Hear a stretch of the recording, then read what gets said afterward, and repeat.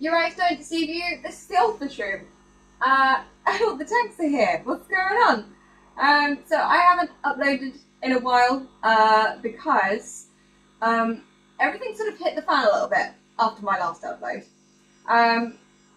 Long story short, we'd moved into my nan's house to help pay for her care because she has dementia. And we thought that we'd be all right there for a couple of years, just renting it off her. Without getting into too many details, we have now moved her to a different care home. We suddenly had to sell the house that we were living in. Now, we had it evaluated, and it was evaluated at way more than my husband and I would have been able to afford. We would have really taken a hit to our sort of living conditions. So, we had to move again. So, I've actually moved everything back to the old fish room, which is on my parents' land. So this shed and everything I own, but the shed itself is on my parents' land, so it's not going to go anywhere. And we are moving house in the next week. And I'm also doing all of this 6 months pregnant. So a little bit of an announcement, we've got a little fish keeper on the way. But yeah, that's basically a 1-minute summary of what the heck's been going on and why I haven't been uploading. The fish room officially was moved yesterday. So the end rack has been here for a little while, and there's a little rack there in the dark that doesn't have any lights on. That's been here for about 2 weeks now. We are back open, and there are, plecos and things going out. We are posting fish. However, I am sort of picking up where I left off with half of the fish room done, and half of it needs air. Half of it needs fish in it. I've got an awful lot of tanks that need escaping and putting this in. So I thought it was a good time to pick up my camera and record what's going on, because I've sort of caught up to where I was with the previous fish room. Now, I didn't sacrifice the cool colour, so we've still got the cool turquoise colour on the walls, you can just about see, which I think looks really, really good. And I'm going to try and keep it a little bit more fresh and modern in here. But yeah, basically that's what's happened. And I need to get this fish room shipshape and really good and organised and make things as easy for myself as possible, because I obviously am a little bit limited on how much I can lift, and a little bit limited on my mobility, sort of getting up and down as well. So we're going to be making things a little bit more straightforward in here for doing water changes. But basically what I need to do today is I've got this rack, if I just rotate you, I have this rack of 6 that needs air.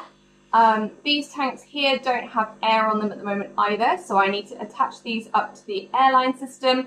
The tree frog lives in that tank, so he doesn't need air, he's fine.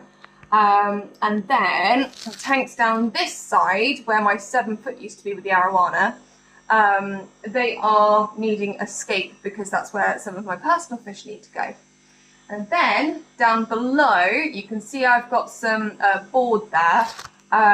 Is going to be a pond the same size as what the arowana is in at the moment, so the arowana is going to go in there.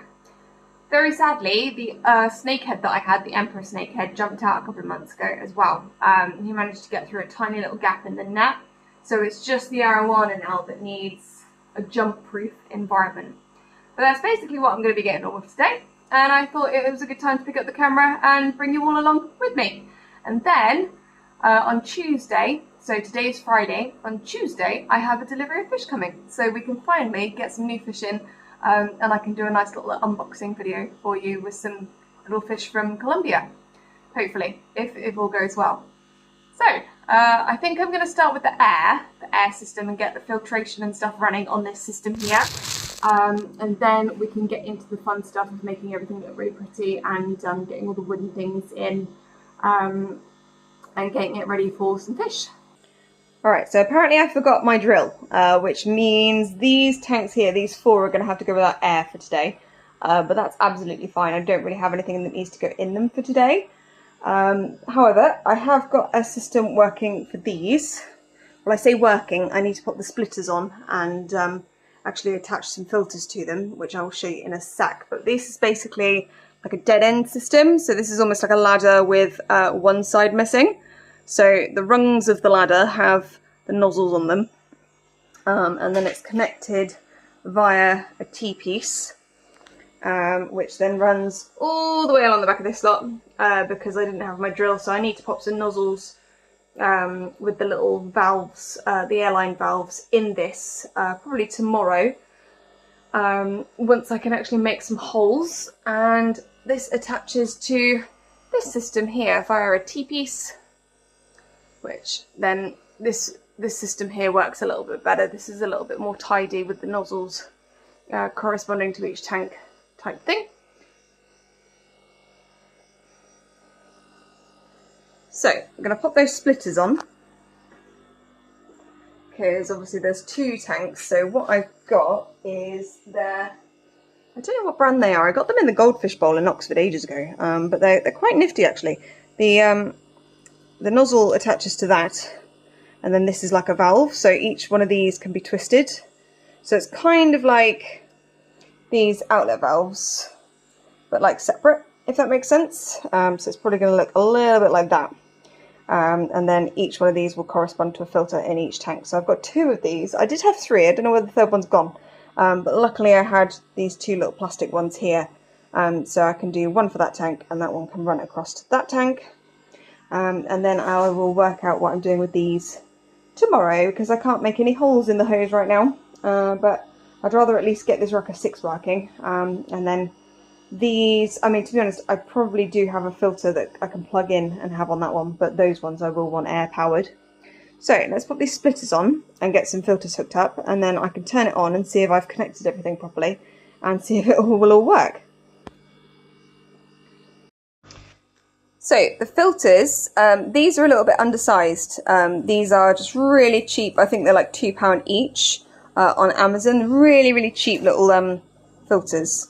And you will see a couple of guppies swimming around in this bucket as well, which are going to have to go in the miscellaneous pile, because I really can't remember which tank they came out of.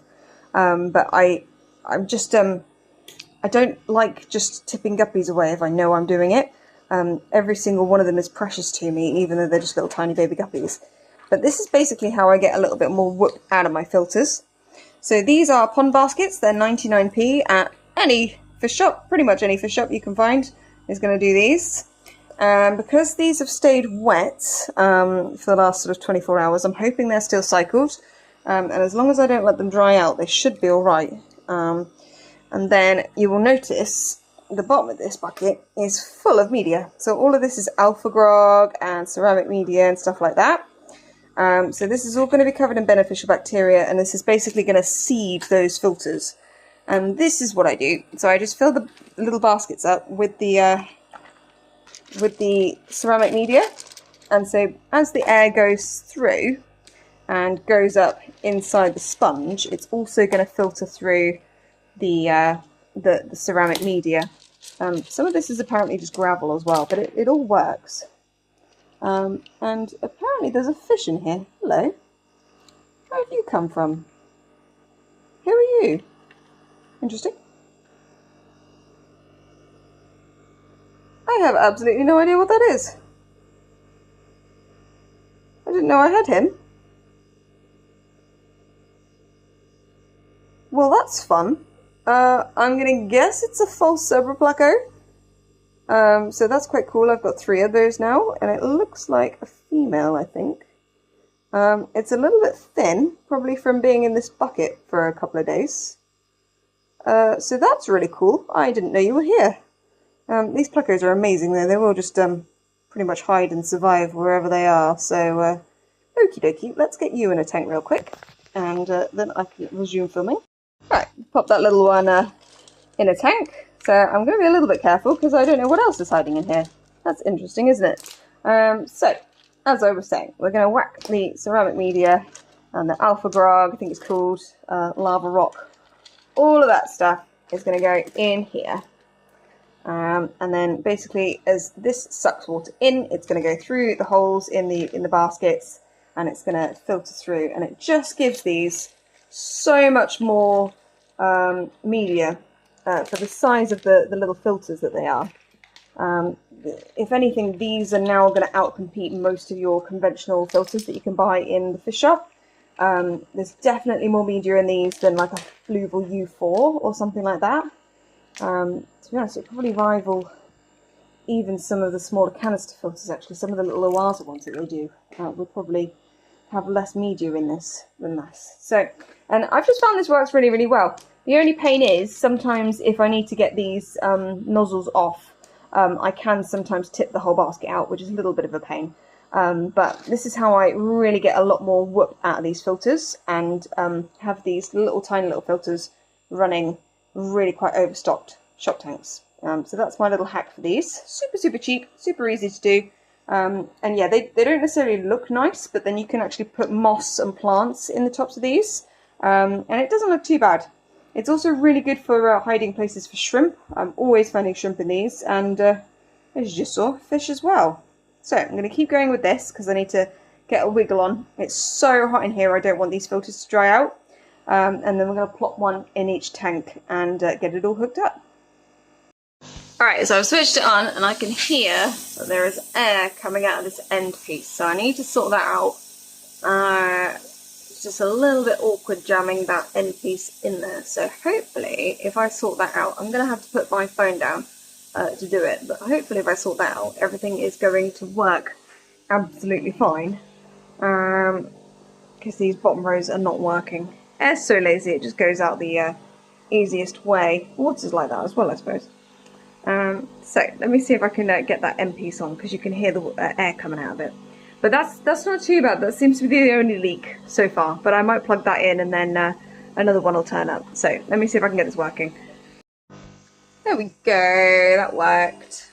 So I did have to switch this valve out there. I've actually switched that out for just a plastic, like, adjustable valve thing that you'd normally have in line to adjust the flow.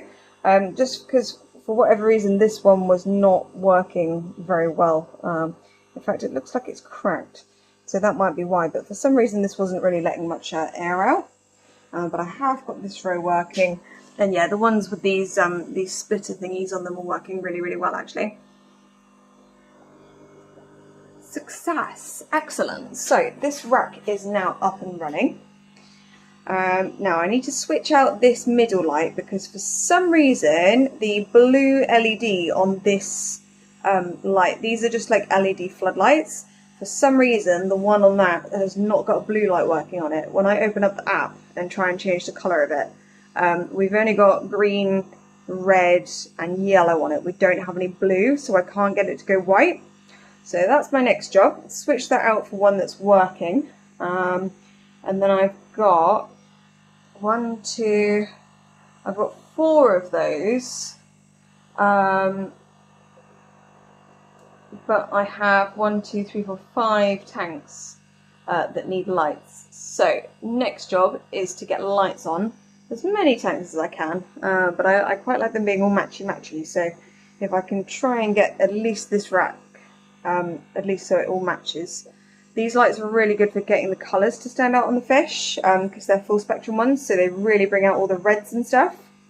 So that is my next job, and we're going to switch that light out for one that's going to work. And then I've got a little bit of, I suppose, aquascaping to do, get these tanks a little bit more jazzy. I've got some fake plants and bits and pieces that can go in them, just to keep it all running and make it all look pretty, so it's not just straight up sand. Because this is normally the live bearer rack, so this is going to be mostly guppies, I think, in this one. But I'm just sort of playing it by ear at the moment because I'm not entirely sure which fish are going to be coming on this delivery, and I need to make sure I've got enough space for everybody. It might be easier to leave this rack as it is and not put any fish in it, and then leave it and keep it cycled for the delivery on Tuesday, so that the fish that are coming can just go straight in this one. Which might be a more sensible choice, to be honest, because then at least these tanks don't have any other fish in them. But I might put some guppies in there anyway, just to keep the water good. So let's sort that light out.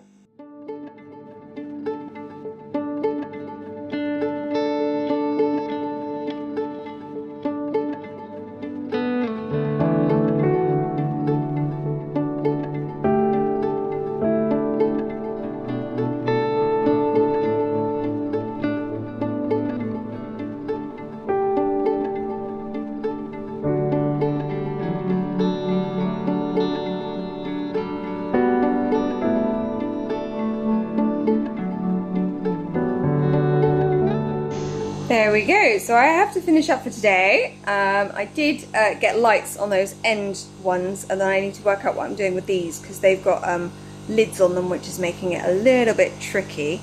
So in the next video, it's probably going to be our fish delivery. So I will share with you all what I am doing for that, and show you all the new fish getting in.